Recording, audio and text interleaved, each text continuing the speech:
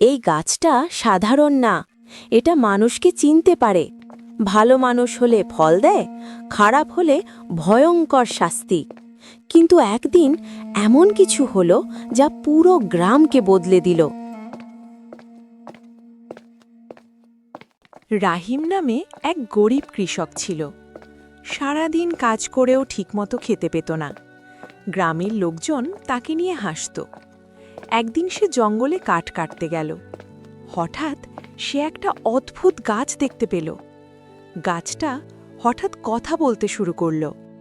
তুমি ভালো মানুষ, আমি তোমাকে সাহায্য করব।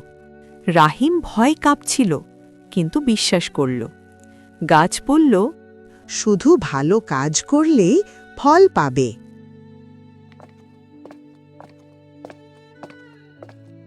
রাহিম খুশিতে কাঁদতে লাগল। পরের দিন গাছে সোনার মতো ফল ধরল। রাহিম বাজারে বিক্রি করে অনেক টাকা পেল। তার জীবন একদম বদলে গেল। এখন সবাই তাকে সম্মান করতে লাগল। কিন্তু কিছু লোকের মনে হিংসা জন্মালো। গ্রামের ধনী করিম সব শুনে গেল।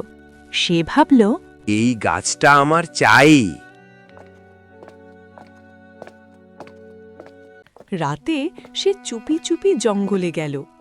গাছের কাছে গিয়ে ফল তুলতে চাইল। তখন গাছটা হঠাৎ ভয়ঙ্কর হয়ে উঠল। গাছ বলল, তুমি লোভী, তুমি শাস্তি পাবে। করিম ভয়ে পালাতে চাইল, কিন্তু তার পা মাটিতে আটকে গেল। ধীরে ধীরে সে পাথরে পরিণত হতে লাগল। তার চিৎকার পুরো জঙ্গলে ছড়িয়ে পড়ল। রাহিম দৌড়ে এসে সব দেখল। সে গাছকে বলল, ওকে বাঁচাও। গাছ বলল, তুমি সত্যিই ভালো মানুষ। হঠাৎ করিম আবার মানুষ হয়ে গেল। কিন্তু গাছটা নিজেই শুকিয়ে গেল।